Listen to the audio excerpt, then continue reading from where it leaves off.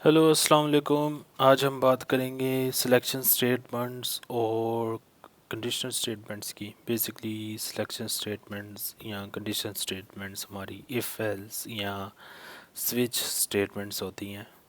तो सबसे पहले हम समझने की कोशिश करते हैं कि ये स्टेटमेंट्स क्या होती हैं और इनकी ज़रूरत हमें क्या पड़ती है। तो मैं आपको एक रियल वर्ल्ड एग्जांपल देता हूँ। फॉर एग्जांपल, आप नादरा के ऑफिस में काम कर रहे हैं और एज ए प्रोग्रामर या सॉफ्टवेयर इंजीनियर आपको एक सिचुएशन दरकार है जिसमें आपने जो लोगों की क्यू है उसको मैनेज करना है। तो ऐसे लोग जो कि जिनकी एज 60 से ज़्यादा है या 60 है, तो उनको आप क्यू नंबर 1 में भेजना चाहते हैं, और जो लोग 60 से कम है एज, उन्हें आप क्यू नंबर 2 में भेजना चाहते हैं। ठीक है। तो अब यहाँ पे जो डिसीजन लिया जाएगा वो एज की बेस पे लिया जाएगा। इसका मतलब हम एज एंटर करेंगे और कंप्यूटर डिसाइड करेगा कि इसको एज नंबर क्यू नंबर 1 पे भेजा जाए या क्यू नंबर 2 पे भेजा जाए। और अब देखें, अगर ये काम हम मैनुअली करें तो हमें एक बंदा रखना पड़ेगा जो बार बार उसकी एज पूछेगा और उसे गाइड करेगा कि क्यू नंबर 1 पे जाओ आप, या क्यू नंबर 2 पे जाओ। ठीक है। तो कंप्यूटर प्रोग्राम में बहुत बार ऐसे होता है जहाँ पे हमने कोई डिसीजन लेना होता है, और वो डिसीजन हम किसी पैरामीटर या किसी नंबर की बेस पे लेना चाह रहे हैं। तो वो डिसीजन हम बेसिकली इफ़ स्टेटमेंट से, एल्स इफ़ एल्स स्टेटमेंट से, या फिर स्विच स्टेटमेंट से लेते हैं। इफ़ एल्स स्टेटमेंट थोड़ा ज़्यादा कंफ्यूज करती है। इवन के जो इफ़ और स्विच स्टेटमेंट है, ये दोनों ही स्टेटमेंट्स जो नए लोग हैं उनको बहुत ज़्यादा कंफ्यूज करती है। ठीक है। तो ये मैंने आपको एक रियल वर्ल्ड एग्जांपल दी है, इसी को हम एग्जीक्यूट करके देखते हैं और हमें आइडिया हो जाएगा कि इफ़ स्टेटमेंट होती क्या है। ठीक है। तो सबसे पहले मैंने यहाँ पे एक रफ सा सूडो कोड लिखा हुआ है, जो मैंने अभी आपको सिचुएशन बताई है, क्राइटेरिया बताया है, उसी के बारे में ही यहाँ पे मैंने कमेंट्स किए हुए हैं। ठीक है। तो यहाँ पे मैंने अपनी एक कंसोल डॉट राइट लाइन लिखी है। ठीक है। ये हमारे प्रोग्राम का स्टार्टअप है, जहाँ पे हम मुझसे पूछेंगे welcome to NADRA office, please enter your age. ठीक है। और कहानी यहाँ से शुरू होगी। तो सबसे पहले हमें क्या चाहिए, हम जो एज है वो हमें चाहिए जो पर्सन एंटर करेगा। ठीक है। तो एज एंटर करने के लिए हमें, यानी कोई नंबर या वैल्यू गेट करने के लिए कंसोल से हमें रीड लाइन का फंक्शन यूज़ करना पड़ता है। ठीक है। और मैंने लास्ट लेक्चर में आपको बताया था कि जो रीड लाइन का फंक्शन है वो एक स्ट्रिंग रिटर्न करता है। तो इसका मतलब जो वैल्यू मैं अपने वेरिएबल में स्टोर करवाऊँगा वो कोई स्ट्रिंग टाइप का वेरिएबल होगा। ठीक है। अगर मैं ये स्टेटमेंट नहीं लिखता तो हमारा प्रोग्राम चलेगा ज़रूर। ठीक है। और वो हमसे इनपुट भी लाजमी मांगेगा, लेकिन वो वैल्यू कहीं पे भी स्टोर नहीं होगी। ठीक है। जैसे ही ये प्रोग्राम की लाइफ साइकिल ख़त्म होगी, ये कंसोल चला और कंसोल प्रोग्राम ख़त्म हो गया, तो उसकी वैल्यू ख़त्म हो जाएगी। ठीक है। तो वो वैल्यू हमने स्टोर करवानी है अपने वेरिएबल में, तो इसलिए हमें ये वेरिएबल यूज़ करना पड़ेगा। ये क्या करेगा, वेरिएबल जैसे हम मैथमेटिक्स में यूज़ करते हैं, किसकी कोई भी वैल्यू हो सकती है। ठीक है। हाँ, यहाँ पे थोड़ा एक्सेप्शन आ सकती है जब हम इसे कन्वर्ट करेंगे एज पे, लेकिन अभी वो हमारा टॉपिक नहीं है। तो अभी हम हैप्पी सिनेरियो लेके चलते हैं कि जब भी यूज़र से एज के बारे में मांगा जाएगा तो वो एज एज ए नंबर ही एंटर करेगा। ठीक है। तो अभी हमें कंडीशन एक कंडीशन की ज़रूरत पड़ेगी। ठीक है। हम डिसाइड करेंगे कि उस एज, जो भी एज एंटर की है यूज़र ने, तो उस एज के मुताबिक उसे किस क्यू में भेजा जाए। ठीक है। तो उसके लिए मैं एक कीवर्ड यूज़ करूँगा इफ़ के नाम से, इफ़ अगर। ठीक है। तो उसकी इंटेलिजेंस चाह रही है, उसने अपने आप सजेस्ट कर दी है कि एज को आप कर लें। तो मैं उसे कहूँगा अगर एज बड़ी है 60 या 60 से। ठीक है। तो उसको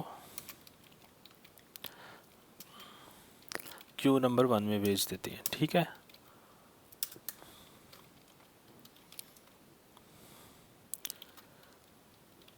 प्लीज़ ज्वाइन क्यू नंबर 1। अभी यहाँ पे एक प्रॉब्लम आ गई है। यहाँ पे हमें एक एरर आ रहा है वो इस वजह से आ रहा है क्योंकि यहाँ पे वो एक्सपेक्ट कर रहा है कि ये कोई नंबर होना चाहिए, क्योंकि मैं वैल्यूएशन कर रहा हूँ नंबर की बेस पे। ठीक है, तो मैं इसको नंबर दे देता हूँ। लेकिन नंबर देने से पहले मैं आपको बताना चाहूँगा कि जो डिसीजन लेने वाला कीवर्ड है, जिसे हम इफ़ सिलेक्शन स्टेटमेंट या कंडीशनल स्टेटमेंट कह रहे हैं, ठीक है, तो ये जो इफ़ कीवर्ड है, ये लिखने के साथ हमें ये दो पैरेंथेसिस लिखने पड़ते हैं, जिसमें हमारी बेसिकली कोई कंडीशन होती है, कुछ भी हो सकती है। ठीक है, और इसके साथ हमें ये दो ब्रेसेस डालने पड़ते हैं। ठीक है, जिसमें हमारी बेसिकली जो डिसीजन के बाद जो लाइंस ऑफ कोड एग्जीक्यूट होगा, ठीक है, वो इन ब्रेसेस के बीच में होगा। अगर ये कंडीशन मीट नहीं करेगी तो वो इस पार्ट को स्किप करके नीचे कहीं आ जाएगा। ठीक है, तो जैसे फॉर एग्ज़ाम्पल सबसे पहले तो हम इसे नंबर प्रोवाइड करते हैं, क्योंकि हमारी जो कंडीशन है वो न्यूमेरिक है, तो हमें एक नंबर चाहिए। तो मैं लिखता हूँ इंट एज इन नंबर। ठीक है, और मैंने इसको कन्वर्ट कर दिया। कन्वर्ट करना बहुत ही आसान है, मैंने कन्वर्ट का फंक्शन यूज़ किया। ये बेसिकली कन्वर्ट की एक स्टैटिक क्लास है जो कि 2 इन 32 में इसको नंबर कन्वर्ट करके दे देगी। ठीक है, तो मैंने कहा अगर एज इन नंबर जो है वो 60 या 60 से भरा है, ठीक है, तो आप उन्हें कह दो प्लीज़ ज्वाइन नंबर 1। तो लेट्स सी, देखते हैं क्या होता है। मैं ब्रेक पॉइंट भी लगा लेता हूँ और मैं एंटर करता हूँ 22। ठीक है, ये देखें उसने यहाँ पे ये प्रिंट कराया वेलकम टू नादरा, यहाँ पे इसने एज रिटर्न करवाई। ठीक है, ये एज को इसने कन्वर्ट कर दिया 22 पे। 22 के बाद मैं इसको F11 करता हूँ, तो ये जैसे मैंने आपको बताया था कि ये जो इसका एरिया है वो एग्जीक्यूट नहीं हुआ क्योंकि ये कंडीशन मीट नहीं की, तो वो यहाँ पे नीचे आ गया। इसको हम एक और तरीके से देख सकते हैं क्विक वॉच में। ठीक है, तो ये देखें ये फॉल्स कर रहा है। ठीक है, और यहाँ पे मैं कंडीशन चेंज भी कर सकता हूँ सिर्फ आपको समझाने के लिए। फॉर एग्ज़ाम्पल मैं इसे कहता हूँ 22 अब ट्रू कर देगा। ठीक है, तो यहाँ इसको मैं कर दूँ <60, तो भी ट्रू कर देगा। ठीक है, तो ये एक इम्पोर्टेंट पॉइंट है समझने वाला कि अगर हमारी कंडीशन मीट नहीं होगी तो वो उसकी जो लाइंस ऑफ कोड है जो इसके अंदर लिखा हुआ है वो एग्जीक्यूट नहीं होगी। ठीक है, तो इसको डिबग के बगैर भी चला के देख लेते हैं। तो ये देखें मैं 22 एंटर करता हूँ, कुछ भी नहीं आया। ये डिफ़ॉल्ट लाइन है। ठीक है, पहले ये नहीं होती थी, अब होती है। ठीक है, और इसका फ़ायदा ये है कि आप कोई भी की प्रेस करेंगे तो प्रोग्राम आपका आसानी से टर्मिनेट हो जाएगा। ठीक है, तो अभी हम 60 एंटर करते हैं। ये देखें मैंने 60 एंटर किया तो उसने कहा प्लीज़ ज्वाइन नंबर 2। ठीक है, लेकिन अभी हमारा प्रोग्राम कंप्लीट नहीं हुआ। ठीक है, तो अब मैं क्या करूं, अब मैं करता हूं मैं एल्स लिख देता हूं। ठीक है, मैं कहता हूं इसका मतलब यही हुआ ना कि अगर तो एज 60 से ज़्यादा है या 60 है तो please join line number 1। Else क्या कहता है कि इसके अलावा अगर कोई और सिचुएशन है, कोई और कंडीशन है, फॉर एग्जांपल अगर 59 है तो 59 तो मैच नहीं करेगी इस कंडीशन को। तो एल्स का मतलब कुछ भी, एनीथिंग एल्स, कुछ भी ऐसा जो कि बच गया है। ठीक है, कुछ भी हो सकता है। ठीक है, तो हम उसे कहते हैं एनीथिंग एल्स जो है। आप लाइन नंबर 2 ज्वाइन कर लें, प्लीज़ ज्वाइन क्यू नंबर 2। अभी हम जो हमारा जो प्रोग्राम है, हमारी जो रिक्वायरमेंट है वो हम पूरी की पूरी जो है वो इम्प्लीमेंट हो रही है, पूरी की पूरी हम सेटिस्फाई कर रहे हैं। ठीक है, तो अब देखें यहाँ पे मैं 22 लिखता हूँ तो वो कहता है प्लीज़ ज्वाइन क्यू नंबर 2, और यहाँ पे अगर मैं 65 लिखता हूँ तो वो कहता है प्लीज़ ज्वाइन नंबर 1। ठीक है, अभी एक इम्पोर्टेंट चीज़ जो मैंने आपको बतानी थी वो मैंने स्टार्टिंग में नहीं बताई, ताकि वो ज़्यादा कॉम्प्लिकेटेड हो जानी थी। ठीक है, तो इफ़ स्टेटमेंट में हमारे पास एक सी शार्प का जो कंपाइलर है वो एक रायत ये देता है कि हम जो सिंगल स्टेटमेंट है वो अगर हम इसके नीचे लिखते हैं तो वो अपने आप एग्जीक्यूट हो जाएगी। ठीक है, अपने आप से मतलब यानी ये जो इफ़ स्टेटमेंट है, अगर मैं ये सिर्फ एक सिंगल स्टेटमेंट है इस कंडीशन के नीचे लिखी हुई, तो ये एग्जीक्यूट हो जाएगी अगर ये कंडीशन मीट कर रही है। मुझे ब्रेसिस डालने की ज़रूरत नहीं है सिंगल लाइन के लिए। ठीक है, जैसे ये सिंगल लाइन है ना, तो मुझे ब्रेसिस डालने की ज़रूरत नहीं है। हाँ, जैसे दो लाइंस हैं, जैसे ये देखें कंसोल डॉट राइट लाइन, और यहाँ पे मैं लिख देता हूँ thank you for visit, thank you for visit. ठीक है, तो अब देखें क्या होगा। एक तो ये जो थैंक यू फॉर विज़िट है, एक तो इसने सबसे पहले यहाँ पे एरर दे दी है क्योंकि इसके नीचे हमने एल्स कंडीशन लिखी है। चले मैं एल्स कंडीशन ख़त्म कर देता हूँ, मैं इसको कमेंट कर देता हूँ। ठीक है, ये देखें ये मैंने कमेंट कर दिया। ठीक है, अब देखते हैं क्या होता है। अब ये देखें फॉर एग्ज़ाम्पल मैं यहाँ पे 22 एंटर करता हूँ तो वो थैंक यू फॉर विज़िट कह रहा है। थैंक यू फॉर विज़िट किस लिए कह रहा है, क्योंकि ये जो फर्स्ट लाइन है ये इसके साथ इस कंडीशन के साथ एसोसिएट है बाय डिफ़ॉल्ट। ठीक है, और जो सेकंड लाइन है ये इसका हिस्सा ही नहीं है। ठीक है, तो अगर मुझे इसका हिस्सा बनाना है तो मुझे ये ब्रेसेस डालने पड़ेंगे। अब thank you for visit display नहीं होगा। ठीक है, ये देखें, बल्कि मैं इसको 60 करता हूँ तो अब दोनों लाइन डिस्प्ले हो जाएंगी। तो क्योंकि तब हमने ब्रेसेस नहीं यूज़ किए थे इसलिए हमें एल्स पे एरर आ रहा था, क्योंकि बीच में ये कबाब में हड्डी बन गई थी। ठीक है, ये देखें ये बीच में कबाब में हड्डी बन गई है, तो वो कंफ्यूज हो रहा है कि ये इसका इफ़ का पार्ट है या ये इफ़ का पार्ट है। ठीक है, तो बेस्ट प्रैक्टिस ये है कि हम ब्रेसेस यूज़ करें, लेकिन अगर हमारी जो स्टेटमेंट है या लाइन ऑफ कोड है वो सिर्फ एक ही लाइन है तो हम एक लाइन भी यूज़ कर सकते हैं। ठीक है, अपने ये पर्सन टू पर्सन मैटर करता है।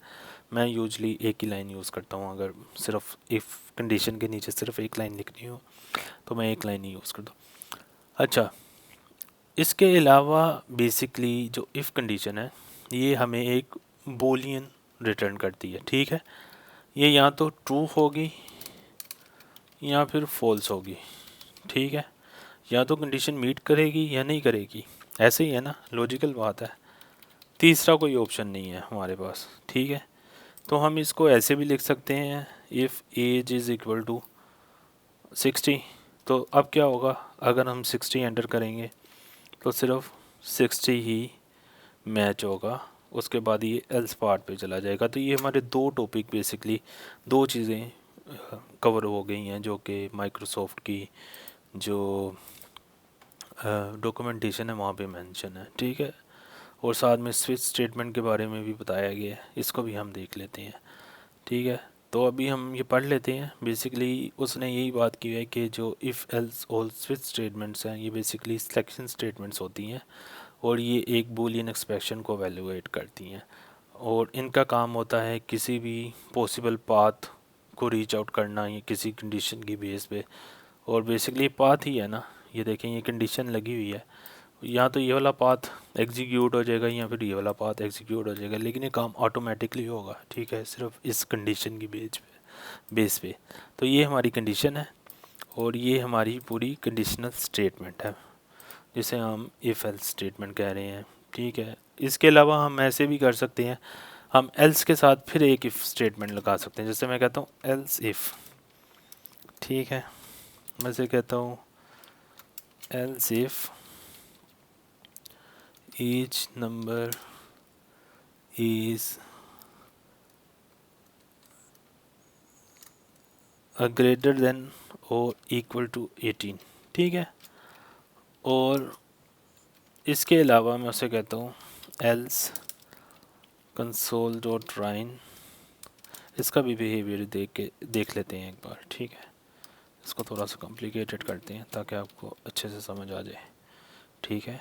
और यहाँ पे हम लिखते हैं sorry you are not eligible to join any queue, please contact the admin, ठीक है। अच्छा, अभी हम यहाँ पे ब्रेक पॉइंट लगा लेते हैं साथ में, तो लेट्स सी क्या होता है। मैं 10 एंटर करता हूँ, ठीक है। तो मैंने 10 एंटर किया, तो सबसे पहले ये फर्स्ट इफ़ कंडीशन को एवेलुएट करेगा और यहाँ पे ये फॉल्स हो गई, ठीक है। इसको हम दोबारा देख सकते हैं यहाँ पे, ठीक है। ये आपके पास एक बहुत ही अच्छा फीचर है, इसको आप यूज़ करें, आपको बड़ी आसानी से पता चल जाता है कि इसका रिज़ल्ट क्या है, ठीक है। तो ये सारा कोड स्किप हो गया। अभी एल्स पार्ट पे आया और एल्स पे फिर एक कंडीशन लगा दी है। अगर ये इफ़ कंडीशन ना होती तो क्या होना था, ये वाली लाइन एग्जीक्यूट हो जानी थी, ठीक है। लेकिन क्योंकि यहाँ पे दोबारा से एक इफ़ कंडीशन लगी हुई है, तो वो एग्जीक्यूट इसको एग्जीक्यूट तब तक नहीं करेगा जब तक ये कंडीशन ट्रू ना हो, ठीक है। तो ये फिर फॉल्स हो गई क्योंकि 10 बड़ा नहीं होता 18 से, ना बराबर होता है। तो अभी यहाँ पे ये इसको एग्जीक्यूट करेगा एल्स पार्ट, ये लास्ट एल्स पार्ट है, ठीक है। इसको ये एग्जीक्यूट करेगा और उसके बाद जो है वो इसको जो है एवेलुएट करके यहाँ पे एंड पे हमें शो करवा देगा, ठीक है। तो इसको हम देख लेते हैं, डिबगिंग की वजह से वो डिस्प्ले नहीं करवा पाया, तो इसको हम ऐसे देख लेते हैं, sorry you are not eligible to join, ठीक है। तो इस पर हम जितनी चाहे कंडीशंस लगा सकते हैं। हाँ, हम इस पर ऐसे भी कर सकते हैं, जैसे मैं इफ़ दोबारा कर दूँ, कोई फ़र्क नहीं पड़ता। लेकिन अब डिफरेंस ये होगा कि अगर एज 60 नहीं है, फॉर एग्ज़ाम्पल एज मैंने 10 एंटर की है, इसको वो वैल्यूएट करेगा, इसको भी ये वैल्यूएट करेगा, ठीक है।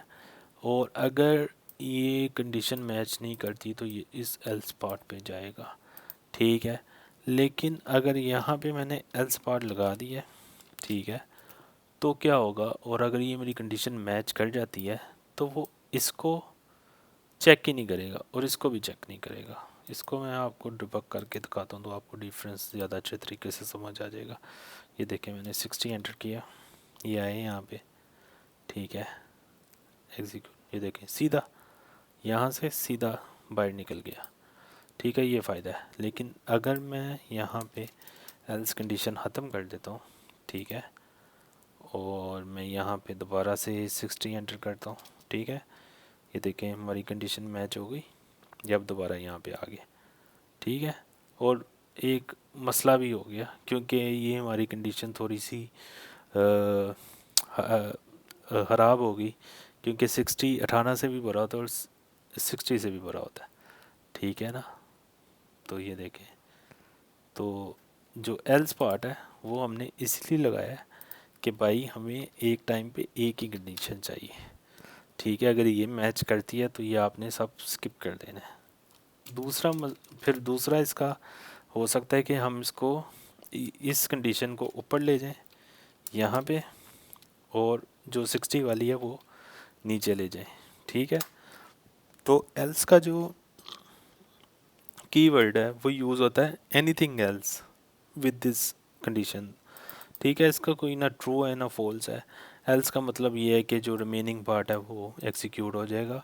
और परफॉर्मेंस के पॉइंट ऑफ व्यू से हम एल्स लाजमी यूज़ करते हैं यूजली, क्योंकि अगर हमारी जो सिचुएशन है उसमें सिर्फ एक कंडीशन ने मैच करना है, ठीक है, तो उसमें एल्स से ये फ़ायदा होता है, हमारा ये जो कोड है वो बाकी वाला स्किप हो जाता है। तो कंप्यूटर प्रोग्राम को उन लाइंस को एग्जीक्यूट करने की ज़रूरत नहीं पड़ती, ठीक है।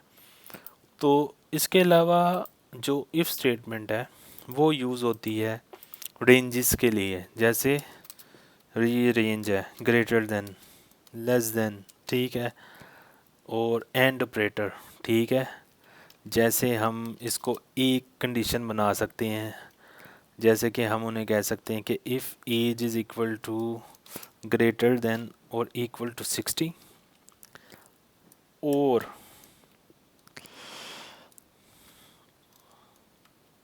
और और एज इन नंबर अगर जो ये जो अभी मैं एक्सप्रेशंस लिख रहा हूँ ना, इसकी अगर आपको समझ नहीं आ रही तो इसको आप स्किप कर दें। लेकिन मैं जैसे ज़बानी कलामी आपको और बता रहा हूँ, तो इसका मतलब मैं कोई कंडीशन लगा रहा हूँ, दो कंडीशन लगाना हो, इतना समझना आपके लिए ज़रूरी है। इसको हम डेप्थ में देखेंगे आगे, जब हम लॉजिकल ऑपरेटर्स और बाकी ऑपरेटर्स देखेंगे तो आपको बहुत ज़्यादा अच्छे तरीके से समझ आ जाएगी। लेकिन पहले हम ज़रा ये इफ़ स्टेटमेंट को समझना चाह रहे हैं कि ये काम कैसे करता है, इसकी कंडीशन, इसकी जो बॉडी है और जो इसका सिंटैक्स है वो कैसे है।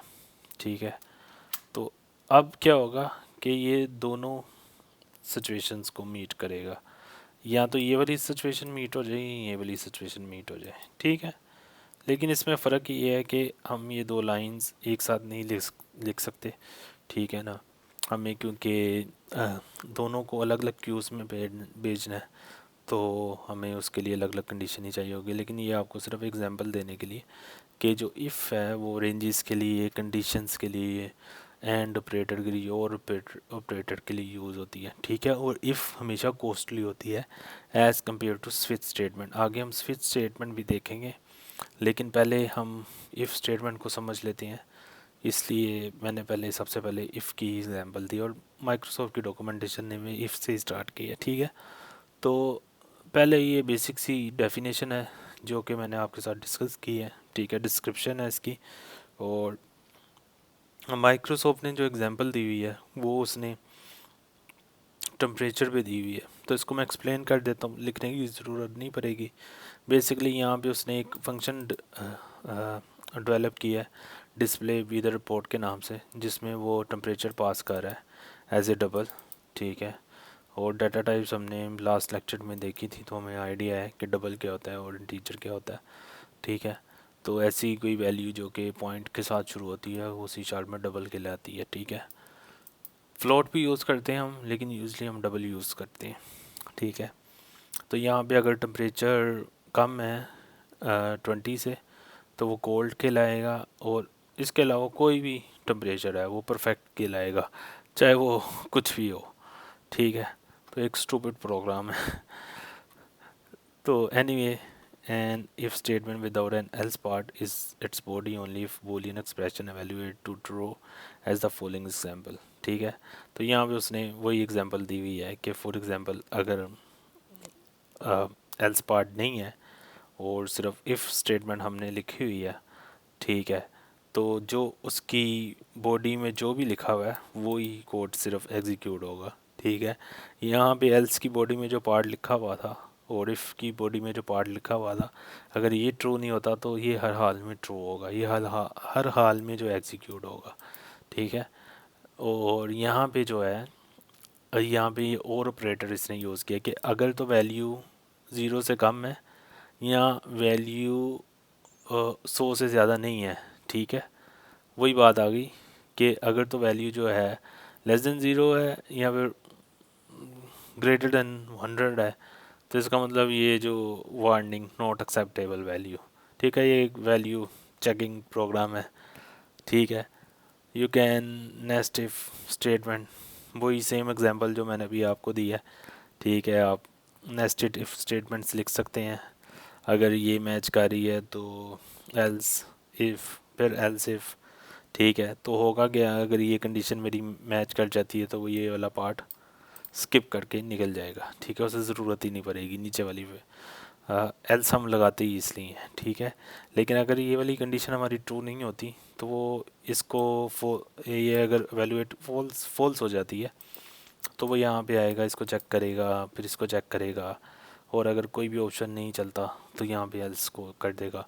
और अगर इधर एल्स ना हो कोई फ़र्क नहीं पड़ता। ठीक है, इट्स अप टू यू कि आप कितनी इफ़ और एल्स स्टेटमेंट यूज़ करते हैं अपने प्रोग्राम की कम्प्लेक्सिटी और रिक्वायरमेंट्स के मुताबिक। ठीक है, तो ये हमारा टॉपिक कवर हो गया है, और आई सजेस्ट यू कि आप ये जो एग्जांपल्स हैं ये मैंने खुद से नहीं चलाई, ये आप अपने प्रोग्राम में विजुअल स्टूडियो में, ठीक है, अपना प्रोग्राम बना के ये जो जितनी भी एग्जांपल्स हैं ये आप खुद से रन करें।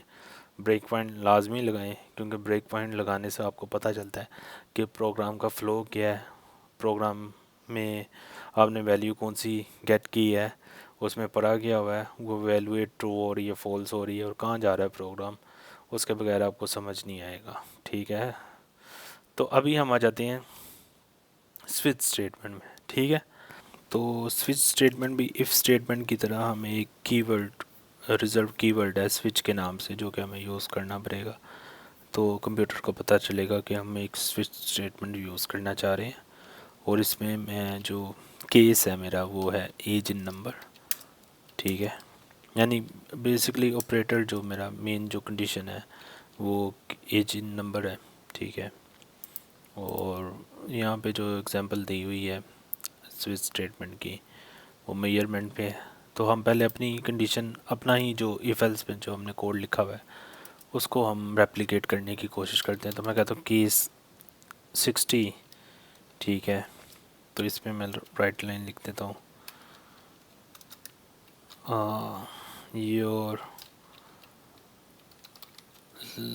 Your line number is 1। ठीक है, और मैं कहता हूँ केस 18। ठीक है, और इसमें मैं लिख देता हूँ लाइन नंबर 2। ठीक है, कि आप क्यू नंबर 2 में चले जाओ। ठीक है, और केस नंबर 40 में लिख देता हूँ मैं, आप लाइन नंबर 3 में चले जाओ। और जो लास्ट में है वो हम अपना जो हमारा एल्स पार्ट था डिफ़ॉल्ट वो हो जाएगा कि अगर कोई भी मैच नहीं करता तो फिर आप क्या करो, फिर आप जो है घर चले जाओ, गो टू होम। ठीक है, तो ये हमारा हो गया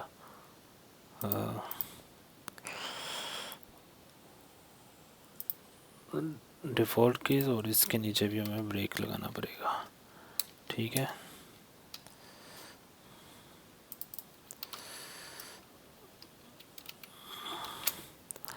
अच्छा, तो इसको हम एग्जीक्यूट करके देखते हैं, और ये वाला कोड जो है मैं कमेंट कर देता हूँ कंट्रोल के सी से। ठीक है, अभी इसमें एक प्रॉब्लम है, लेकिन वो अभी मैं आपको बताऊंगा नहीं।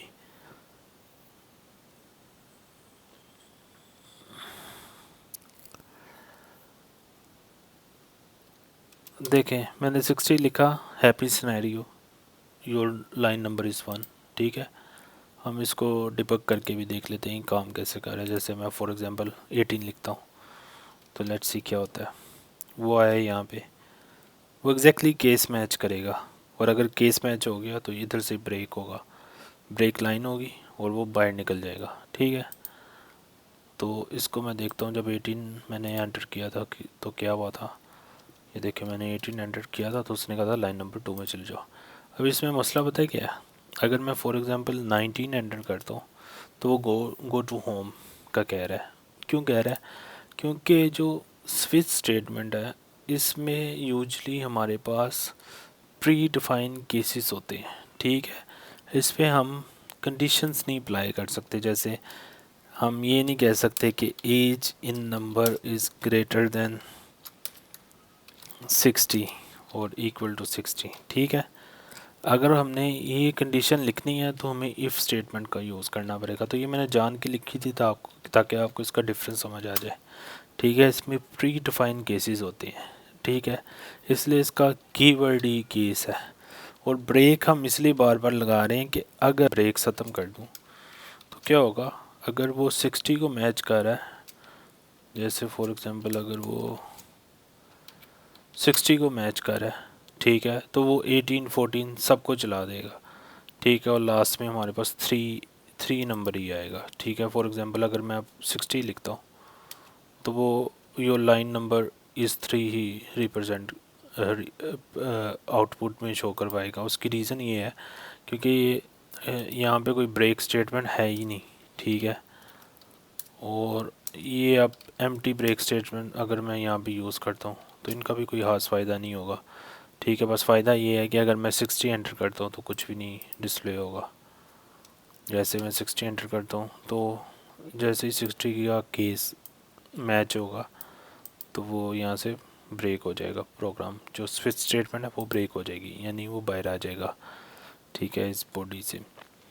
तो इसका वैसे जो रियल यूज़ है वो है प्री डिफाइंड केसेस में। जैसे फॉर एग्जांपल हम कोई ऐसा प्रोग्राम बनाते हैं जिसमें हम यूज़र एंटर करेगा नंबर ऑफ़ डेज़। ठीक है, जैसे 1 एंटर करता है तो फर्स्ट डे जो वीक का होता है वो मंडे होता है।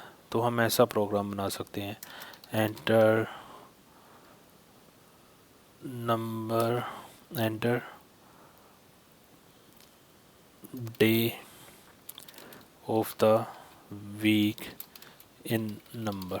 ठीक है, तो हम डे के नाम की इनपुट ले लेते हैं और डे इन नंबर कर देते हैं। ठीक है, तो डे को मैंने एज ए इनपुट ले लिया यहाँ पे, और यहाँ पे मैंने डे यूज़ कर दिया। ठीक है, तो यू कैन से जो 1 है इसका मतलब मंडे है, Monday is the first day of the week. ठीक है, और आई एक्सपेक्ट कि मैं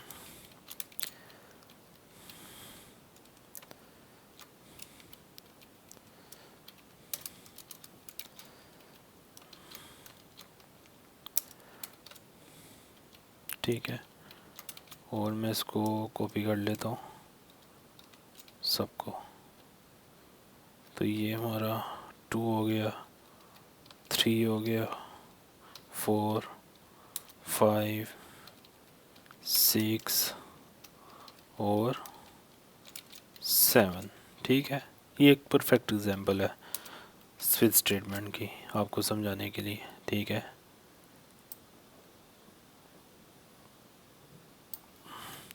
और लास्ट में हम कह देते हैं रोग नंबर। ठीक है, तो अभी क्या है कि इनको भी रीनेम कर देते हैं हम ट्यूसडे।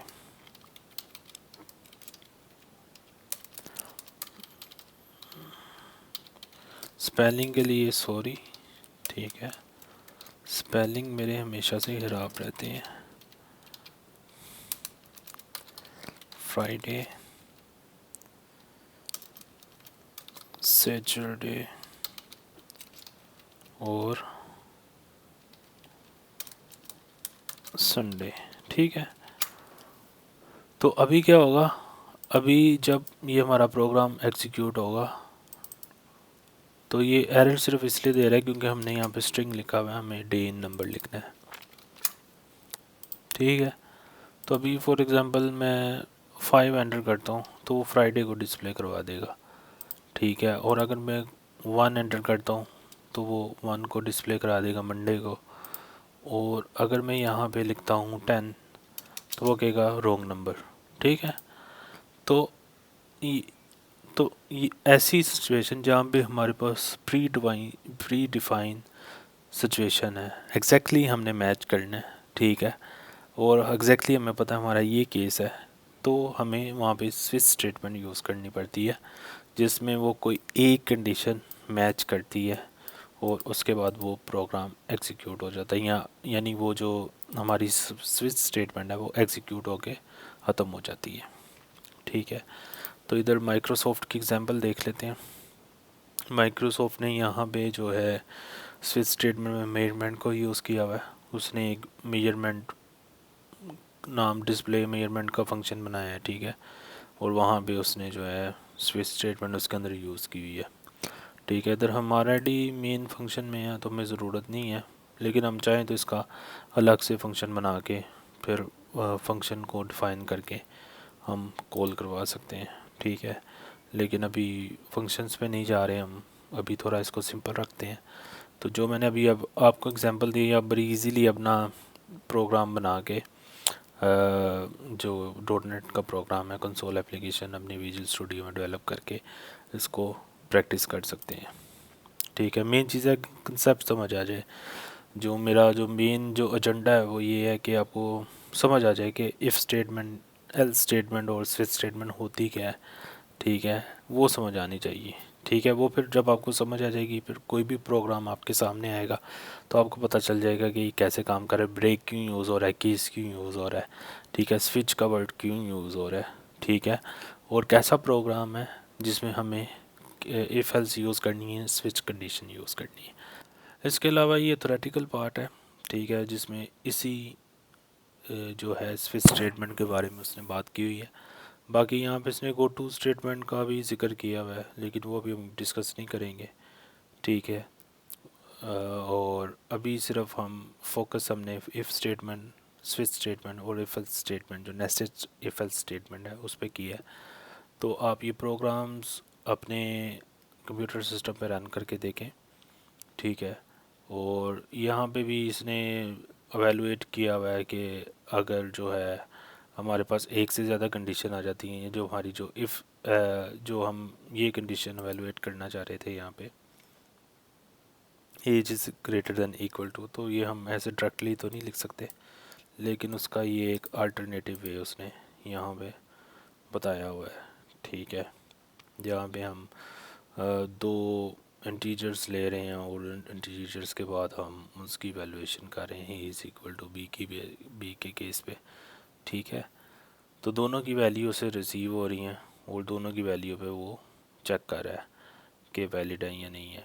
ठीक है, तो ये बेसिक एग्जांपल्स दी हुई हैं प्रोग्राम की, लेकिन जो मेन चीज़ है वो इसका कंसेप्ट है, क्योंकि मेरा जो मेन एजेंडा है वो ये है कि आपको इफ़ और एल्स स्टेटमेंट जो है और स्विच स्टेटमेंट है उसकी समझ आनी चाहिए, और किसी प्रैक्टिकल एग्जांपल के थ्रू समझ आनी चाहिए। जैसे मैंने आपको नादरा की एग्जांपल दी, डे ऑफ द वीक की एग्जांपल दी। ठीक है, तो इसके मल्टीपल एग्जांपल्स आप कर सकते हैं, लेकिन बेस्ट ये है कि आप इसको एक बार गो थ्रू लाजमी करें, इससे आपको कॉन्फिडेंस मिलता है। ठीक है, और ये जो प्रोग्राम है आप एक बार ये रन करके लास्ट भी देखें। अगर ये लास्ट प्रोग्राम में आपको कोई प्रॉब्लम होए तो कमेंट करके बताएं, तो मैं इसके लिए भी वीडियो अलग से बना दूंगा। इसको मैंने अभी अपने सिस्टम पे इसलिए रन नहीं किया क्योंकि ये थोड़ी सी कॉम्प्लिकेटेड लगती है, तो भी फ़ायदा नहीं है। ठीक है ना, इसको एवेलुएट करने का। जब हम ये आगे हमारे जो conditional operator, logical operator, patterns, switch expression देखेंगे तो ये चीज़ें हमारी ऑटोमेटिकली कवर हो जाएंगी। ठीक है, तो ये बेसिकली एक स्विच केस ही है जिसमें वो दो पैरामीटर ले रहा है, जैसे यहाँ फंक्शन में ले रहा है, और वहाँ पे वो ए और बी को एवेलुएट कर रहा है। अगर ए बी के बराबर है तो वो इसको कंडीशन में मीट अप हो जाएगी। ठीक है, चलें आज के लिए इतना ही, बहुत शुक्रिया, थैंक यू, अल्लाह हाफिज़।